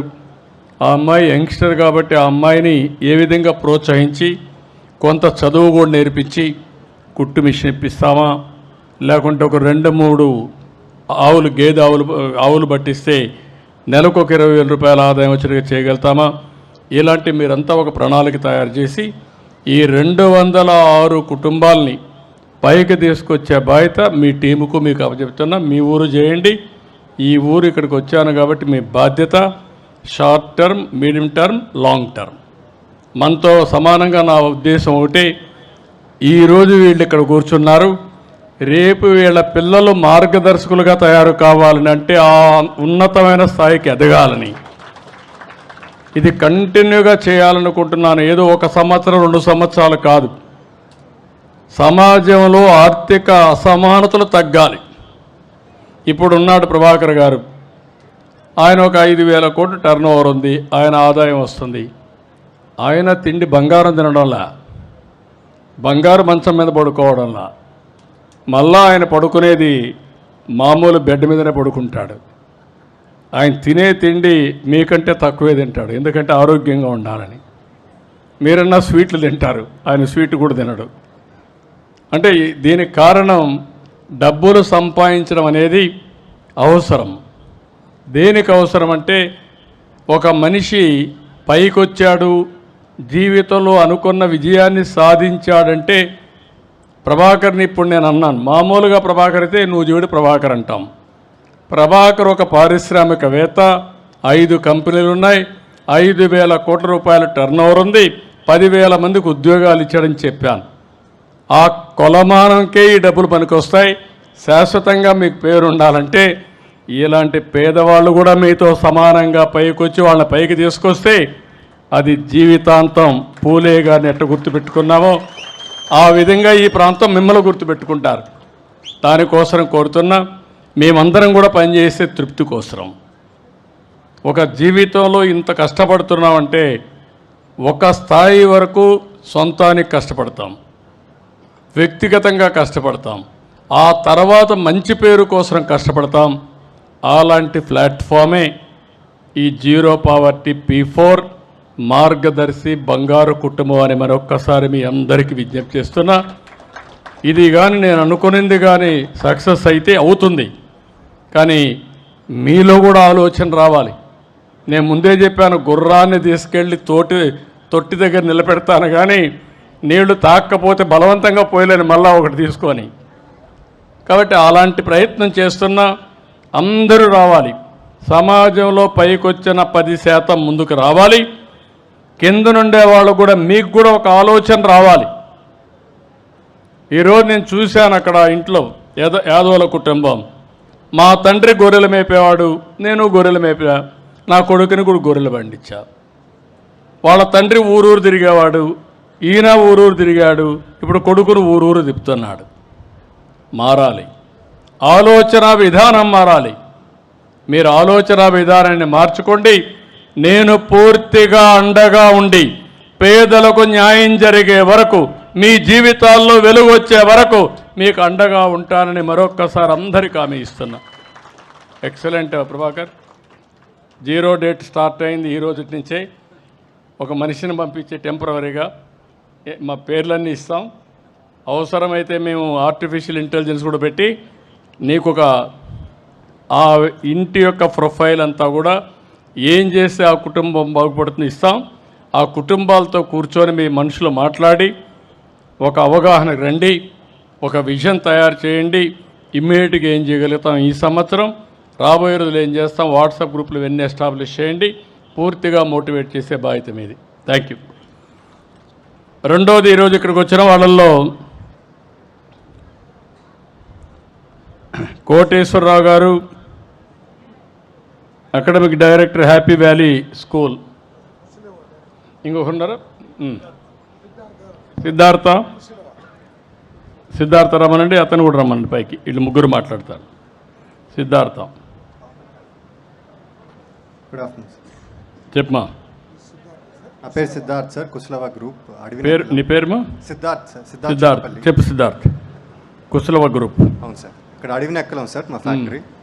సో ఈ ఫ్యాక్టరీ పెడతాను కూడా 20 years బ్యాక్ పెట్టాం సార్. మా తాతగారు ఇక్కడ యాక్చువల్లీ సిటీలో ఉండేది, రూరల్లో పెడితే ఇక్కడ ఎకనామిక్ యాక్టివిటీ ఇంకా డెవలప్ అవుతుందన్న దాంతో మేము 1991లో ఫ్యాక్టరీ ఇక్కడ పెట్టి we run school also sir, 1200 మంది స్టూడెంట్స్తో, అండ్ హాస్పిటల్ ఆల్సో సార్. ఇప్పుడు ఏం చేయగలుగుతావు నువ్వు నీ అనుభవంతో? నేను చెప్పిన కాన్సెప్ట్ ఏం చేయగలుగుతారు? ఇమీడియట్గా అయితే sir we will try to look at students education, and మీరు గవర్నమెంట్ తరఫున సైట్ ఇప్పించగలిగితే వాళ్ళకి ఇల్లు కట్టించడానికి నేను హెల్ప్ చేస్తాను sir. Okay, not only that, ఆ రెండు చేస్తేనే కొన్ని కుటుంబాలు నర్చర్ చేయండి. Sure sir. హ్యాండ్ హోల్డింగ్ చేసి మీరు స్ఫూర్తిదాయకంగా ఇన్ని కుటుంబాలను కలెక్టర్ చెప్తాను, మీరు మాట్లాడుకొని ప్రభాకర్ గారు తీసుకోగా మిగిలినటన్నీ కూడా మీరు ఇద్దరు ముగ్గురు ఈ ఊరు కాబట్టి పక్క ఊరు తీసుకుంటే will work it out. Sure sir. Thank you. మీరు అచ్చా స్వర్ణ భారతనా? అచ్చా, Bharathi trust secretary sir. Thank you అమ్మా. ఓకే, మంచి ఫ్యామిలీ, గుడ్. గౌతమ్ గారు మీరు అర్థం చేసుకున్నారా? కాన్సెప్ట్ అర్థమైందా? ఓకే, రండి మాట్లాడండి. నమస్తే సార్. నమస్కారమ్మా. 10 years బ్యాక్ మీరు మా స్కూల్ ఓపెన్ చేశారు సార్, హ్యాపీ వ్యాలీ స్కూల్ అగ్రి. యా వ్యాలీలో ఉంటుంది బాగా. సార్ ఆ స్కూల్ మీరు మొక్క వేసిన తర్వాత ఇప్పుడు చెట్టు అయింది సార్. అది మళ్ళీ వస్తాను. అంటే 100 crores అప్పు చేసి నా స్కూల్ కట్టాను, అప్పు తీర్చేసాను. ఇప్పుడు ప్రాఫిట్స్లోకి వచ్చింది. అది 300 మంది పిల్లలను నేను ఫ్రీ ఎడ్యుకేషన్ ఇస్తున్నానండి. అక్కడ బిల్డింగ్ కట్టాను. అంటే 10 crores వెచ్చించి కన్స్ట్రక్షన్ చేశానండి పేద పిల్లల కోసమే. మీ స్ఫూర్తితోనే నేను అక్కడ 300 మందికి ఫ్రీ ఎడ్యుకేషన్ ఇస్తున్నాను ఫర్ 10 years. అంటే 5 years నేను ఓన్గా డబ్బు ఖర్చు పెడతానండి వాళ్ళ మీద. 5 years బ్యాంక్ లోన్స్ తీసుకుంటాను. తీసుకుని వాళ్ళు ఖర్చు పెట్టి వాళ్ళు కెరీర్లోకి వచ్చే వరకు నాదే బాధిస్తా. 300 ఫ్యామిలీస్ చేస్తున్నాను ఆల్రెడీ. ఇప్పుడు మీరు ఒక్క నిమిషం సార్, మీరు అనుమతిస్తే, నేను తాడేపల్లిలో ఉంటున్నానండి. ఆ స్కూల్ తాడేపల్లిలో ఉంది. ఆ ఊరు మొత్తాన్ని నేను ఎడ్యుకేషన్ పరంగా వాళ్ళకి ఏం కావాల్సిన సలహాలను ఇస్తాను. వాళ్ళ ట్యూషన్స్ కానీ వాళ్ళు ఎక్కడెక్కడ వీక్గా ఉంటే ఆ విషయమే పట్టించుకుంటాను. ఎడ్యుకేషన్ ఆ ఊర్లో ఎంతమంది పిల్లలు? సుమారుగా ఒక 150-200 మంది ఉంటారండి. నేనేమంటానంటే ఆ ఊరే కాకుండా ఆ ఊరిని ఎడ్యుకేషన్లో తీసుకోండి. ఆ ఊర్లో పేదవాళ్ళు ఉంటే కూడా ఇంకా కొంతమందిని పెడతాం. అట్లా సార్. మీకు ఒక నాలెడ్జ్ ఉంది, ఆ నాలెడ్జ్ ఉపయోగించి చదువు చెప్తూనే వాళ్ళ ఆదాయాన్ని పెంచడానికి స్కిల్ డెవలప్మెంట్ ఎడ్ చేయాలో చేసి ఆ గ్రామం ఆదాయం పెంచుదాం. అట్లా దానికి కూడా ఒక దోహదం చేద్దాం. అట్లా ప్రభుత్వం ఇచ్చేది కాకుండా మీలాంటి వాళ్ళు కొంతమంది పెడతాం. అందరం కలిసి వర్కౌట్ చేద్దాం అది టీమ్. అట్లా సార్. Thank you, excellent. చిన్న వేషన్ సార్. మా పిల్లలు ఇది చిన్నది వేస్తారు. ఇది ఇవ్వండి.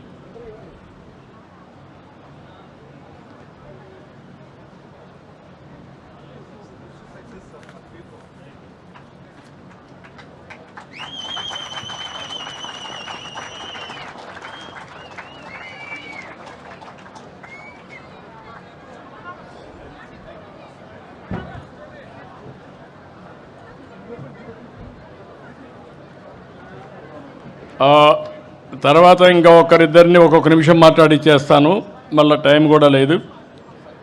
Nitin Krishna please come. Nitin Sai construction, మన ఎమ్మెల్యే గారు అబ్బాయి, ఆయన కూడా కన్స్ట్రక్షన్ చేస్తున్నాడు. ఆయన ఏం చేస్తాడో చెప్పమన్నా, ఆయన కూడా చేయాలి ఈ పని. ఏం చేస్తావో చెప్పు సార్. డెఫినెట్గా సార్, మన లోకల్ స్టూడెంట్స్ ఎవరైనా ఉన్నా వాళ్ళకి మార్గదర్శిగా. నువ్వు చదువుకోవడమే కాదు, నేను ఓవరాల్గా ఆ కుటుంబాన్ని పైకి తీసుకొచ్చే బాధ్యత అందులో చదువు ఒక పార్టు, ఆదాయం పెంచే మార్గాన్ని చేయమంటున్నాను అందరినీ. డెఫినెట్గా సార్. సార్ ఈ ప్రోగ్రామ్ ఒక విశేషత ఏంటంటే not only beneficiaries sir, companies కూడా ఇది ఒక మంచి ఆపర్చునిటీ. ఆనిముత్యాలు, మట్టిలో ఆనిముత్యాలు అని ఇందాక మీరు అన్నారు కదా సార్, అబ్దుల్ కలాం గారు, మన వాళ్ళందరూ కూడా అట్లా మేము కూడా అంబేద్కర్ గారు కూడా వాళ్ళందరిలాగా ఈ మట్టిలో నుంచి ఆనిముత్యాలని మేము కూడా వెతికి వాళ్ళ ఎడ్యుకేషన్ని అదే విధంగా వాళ్ళ జాబ్ ఆపర్చునిటీస్ ఇప్పించడం కూడా వాళ్ళ బాధ్యత మేము తీసుకుంటామని మీకు మనవి చేస్తున్నాం sir. Thank you. Thank you sir. తర్వాత ఇక్కడ వచ్చినప్పుడు పెన్నమనేని ధనప్రకాష్ గారు, మేనేజింగ్ డైరెక్టర్, మోడల్ డైరీ. అదే ధనప్రకాష్ గారు రండి. Thank you sir. కానీ చెప్పండి, ఎడ్ చేస్తే చెప్పండి. డెఫినెట్గా మీరు ఇచ్చిన పిలుపు మేరకు, P4 పిలుపు మేరకు మేమంతా స్పందిస్తాం. స్పందించి మా ఇచ్చిన రెస్పాన్సిబిలిటీని మేము స్వీకరించి తూచా తప్పకుండా పాటిస్తాం. అలాగే మేము ఈ పక్కన ఇక్కడ 4 కిలోమీటర్లో ఉండి హీల్ అని ఒక ఆర్ఫన్ స్కూల్ పెట్టాము. అది 13 ఏళ్ళని ఇక్కడ పెట్టి 1000 మంది అనాథ పిల్లలు చదువుకుంటారండి CBSE క్యాంపస్లో. ఒక 2 ఇయర్స్ దేవాంశ్ బర్త్డే కూడా అక్కడ మేడం గారు పంపించారు, 2 పిల్లలు స్పాన్సర్ చేశారు. ఆ తర్వాత మీరు బర్త్డేకి వస్తారని చెప్పినట్టున్నారు, ఒంటిమెట్టి వెళ్ళిపోయినట్టున్నారు లాస్ట్ టైం. ఇదే స్కూల్లో ఉన్న పేరెంట్స్ లేని పిల్లలు, సింగిల్ పేరెంట్ పిల్లలు ఉంటే మేము తీసుకుని మేము ఎడ్యుకేషన్ ఇవ్వగలం. ఇప్పుడు మీరు ఏదైతే ధనప్రకాష్ గారు చెప్పినట్టు ఇప్పుడు కొంతమందిని మనం చూసాం ఇక్కడ. ఒకటి హ్యాపీ వ్యాలీ స్కూల్ కానీ, అదే మరిగా ఇప్పుడు ఇక్కడ మన ఏది వేసుకో ఇది కదా ఇండస్ట్రీ ఇద్దరు. కాబట్టి వారు చెప్పినట్టు మీ స్కూల్ పేరేంటి? హీల్ స్కూళ్ళు. వారు బాగా చదివిస్తామని కొంచెం ముందుకు వచ్చారు. ఇప్పుడు నేనేమంటున్నానంటే చదివించడం చాలామంది కొన్ని చేస్తున్నాం, వాళ్ళని మనస్ఫూర్తిగా అభినందిస్తున్నా. గట్టిగా చప్పట్లు కొట్టి అభినందించండి.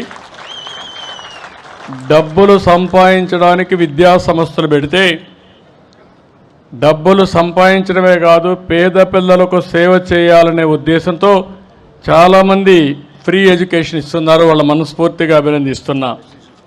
రెసిడెన్షియల్ స్కూల్ పెట్టి పిల్లలకు భోజనం పెట్టి బాగా చదివించి ప్రయోజకులు చేసి పంపిస్తున్నారు. జాబ్ వచ్చే వరకు ఆయన బాధ్యత తీసుకుంటున్నాడు.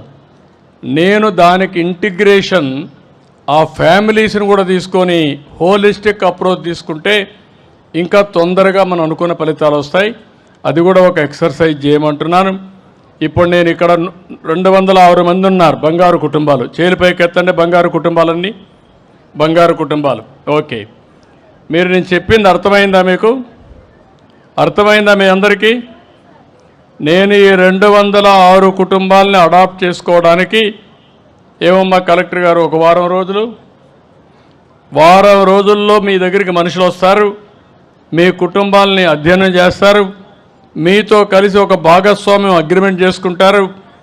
మీరు ఏమి కోరుకుంటున్నారు, వాళ్ళు ఏం చేయగలుగుతారు, 2 కూడా వర్కౌట్ చేసి ఈరోజు ఇమ్మీడియట్గా ఏం చేయాలి, 1 సంవత్సరంలో ఏం చేయాలి, రాబోయే 4-5 ఏళ్ళు ఏం చేయాలనో ఒక ప్రణాళిక తయారు చేసుకుంటారు. ప్రతి ఒక్క కుటుంబానికి ఒక ప్రణాళిక తయారు చేసి ఈరోజు ఒక పక్క మీ పిల్లల్ని చదివిస్తే 10 ఏళ్ళు పడుతుంది. అంతకు మునిపే మీకు ఒక 2 ఆవులు కానీ 3 ఆవులు కానీ పట్టిస్తే ఒక 20,000 రూపాయల ఆదాయం వస్తుంది. ఒక కుట్టు మిషనో లేకపోతే ఒక ఎంప్లాయ్మెంట్, సెల్ఫ్ ఎంప్లాయ్మెంట్ కానీ మీకు క్రియేట్ చేస్తే ఈజీ అవుతుంది. మీ ఇంట్లో చదువుకున్న వాళ్ళు ఉంటే వాళ్ళకు స్పెషల్ కోచింగ్ ఇచ్చి ఉద్యోగాన్ని ఇప్పిస్తే, ఇంట్లో కూర్చొని పనిచేసే అవకాశం కల్పిస్తే నెలకు 30,000-40,000 రూపాయలు ఆదాయం వచ్చే పరిస్థితి వస్తుంది. ఇలాంటి వినూత్నమైన కార్యక్రమాలన్నీ నేను ఆలోచిస్తున్నాను. రాష్ట్రంలో ఉండే పారిశ్రామికవేత్తలందరినీ, అంటే హై నెట్వర్త్ ఇండివిజువల్స్ అంటాం, పైన 10% ఉంటారు, కిందన ఇప్పుడు ఈ ఊరిలో చూస్తే 206 కుటుంబాలు అర్హత కలిగిన కుటుంబాలు బంగారు కుటుంబాలకి. ఈ 206 మంది చదువు విషయంలో కానీ, మీ ఇంట్లో ఉండే మీ ఆస్తుల వివరాలు కానీ, తర్వాత మిమ్మల్ని ఏ విధంగా, కొంతమందికి ఇల్లు కూడా లేదు, కొంతమందికి ఇంటి జాగా లేదు, కొంతమందికి ఆదాయం లేదు, కొంతమంది డ్రైవర్లుగా పనిచేస్తారు, కొంతమంది అయితే విడో అయితే, వితంతు అయితే, తల్లి లేకుంటే అత్తమామల ఇంట్లో షెల్టర్ ఉండే పరిస్థితిలో ఉన్నారు. అలాంటి వాళ్ళకి ఏం చేయాలనో ప్రణాళికలు తయారు చేసుకుందాం. ప్రణాళికలు తయారు చేసుకుని అనునిత్యం నేను కూడా 20 లక్షల కుటుంబాలని మానిటర్ చేస్తున్నాను. బాగా చేస్తే వీళ్ళందరినీ పిలిపించి ఉగాది రోజున సన్మానాలు చేస్తాను, అవార్డులు ఇస్తాను, గుర్తిస్తాను. గుర్తించడం కాదు, ప్రజలు కూడా ఏ వ్యక్తి అయినా కోరుకునేది ప్రజల్లో గుర్తింపు కావాలని. నేను కూడా పనిచేస్తున్నానంటే నన్ను గుర్తించి మళ్ళా తిరిగి ఓటేస్తే మళ్ళా మీకు ఇంకా బాగా పనిచేయగలుగుతారనే ఉద్దేశంతోనే రాత్రింబగళ్ళు పనిచేస్తున్నా, వినూత్నమైన కార్యక్రమాలతో ముందుకు వస్తున్నా. వీరు ఓట్ల కోసం రాలేదు, పేరు కోసం వస్తున్నారు. ఒక తృప్తి, ఒక ఆనందం. నేను కూడా 10 మందికి ఉపయోగపడ్డాను అనే ఆలోచనతో ముందుకు వచ్చారు. ఏదైతే వాళ్ళ స్కూల్ ఉండే గ్రామాన్ని దత్తత తీసుకొని, ఎన్నింట్లు మొత్తం ఆ ఊరు 1000 ఓట్లు ఉన్నాయి. మొత్తం చేయగలుగుతారా? ఒక 20 మంది కుటుంబం, 20-30 కుటుంబాలు ఉంటాయి. ఓకే, ఆ ఊరిని వీరు దత్తత తీసుకుంటామంటున్నారు. ఆ ఊరు వారికి అప్పచెప్తున్నా. కలెక్టర్ గారు నోట్ చేసుకోండి, అది కూడా వర్కౌట్ చేసుకొని ఫైనలైజ్ చేయండి. వెంకట్రావు గారు, ఇక్కడైనా మీ కాలేజీ కూడా? ఓకే, ఏం చేస్తా చెప్పండి. నేను డాక్టర్ రావి Venkatrao, NRI engineering college, pharmacy college chairman. Just మాకు 4 కిలోమీటర్స్లోనే మన కాలేజీ ఉంది. ఈ సందర్భంగా అబ్దుల్ కలాం గారు చెప్పినటువంటి ఒక పాయింట్ నాకు మదిలో ఎప్పుడూ మెదులుతుంది. ఒక స్టూడెంట్ అబ్దుల్ కలాం గారిని ఒక క్వశ్చన్ అడిగారు. The question is whenever you are happy, మీరు ఎప్పుడు సంతోషంగా ఉంటారు?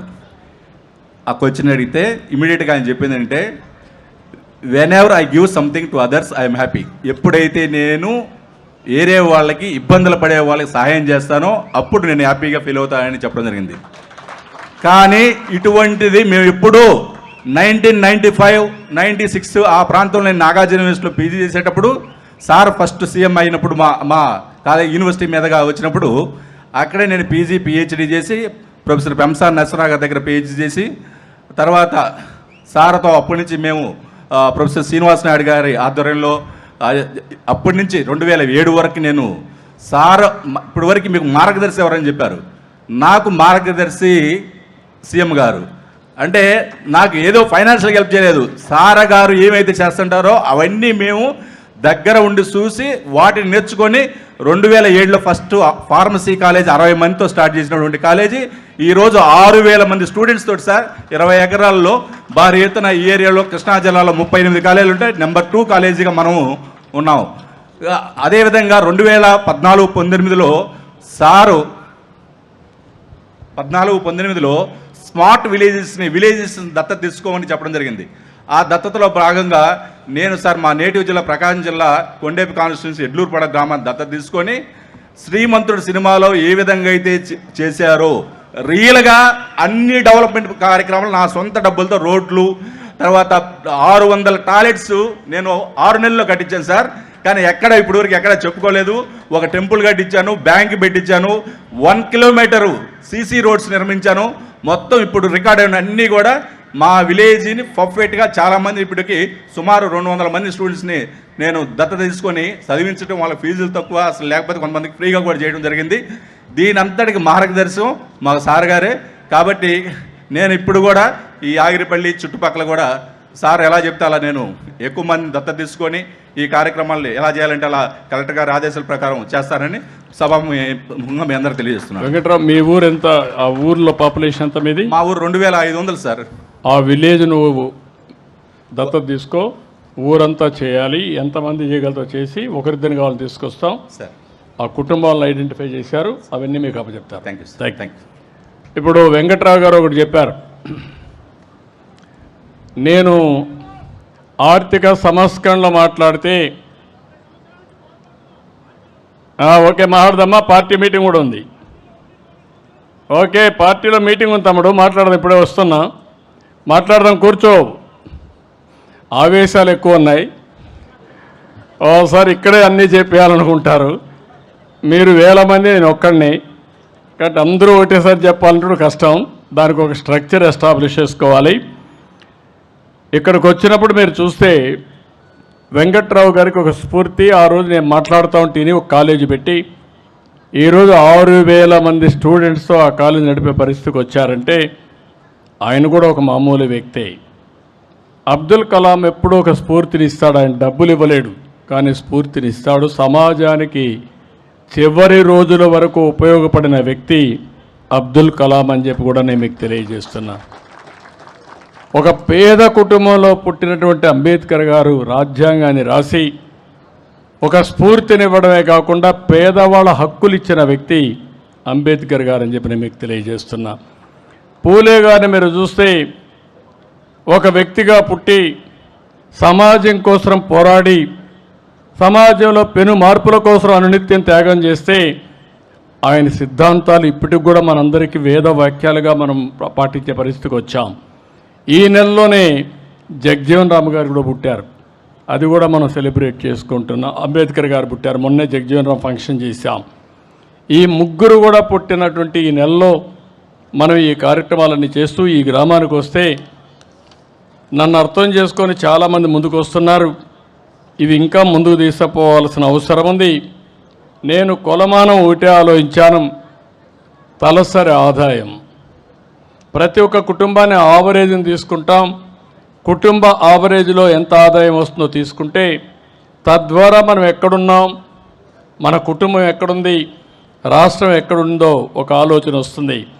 ఈరోజు విశాఖపట్నంలో 5,32,893 రూపాయలు తలసరి ఆదాయం సంవత్సరానికి. అందులో ఏలూరు జిల్లా 3,37,970 రూపాయలు, అంటే 5వ ప్లేస్ ఇది. దీని తర్వాత కృష్ణా ఉంది, ఎన్టీఆర్ ఉంది, తిరుపతి ఉంది, ఆ తర్వాత ఏలూరు వస్తుంది. కాబట్టి ఈ విషయం మీరు గుర్తుపెట్టుకోవాల్సిన అవసరం ఉంది. ఇక్కడ జిల్లా అంతా కూడా మొత్తం చూస్తే 2,37,970 అయితే ఇక్కడికి మీ గ్రామం వస్తే 2,06,000 రూపాయలు మాత్రమే ఉంది.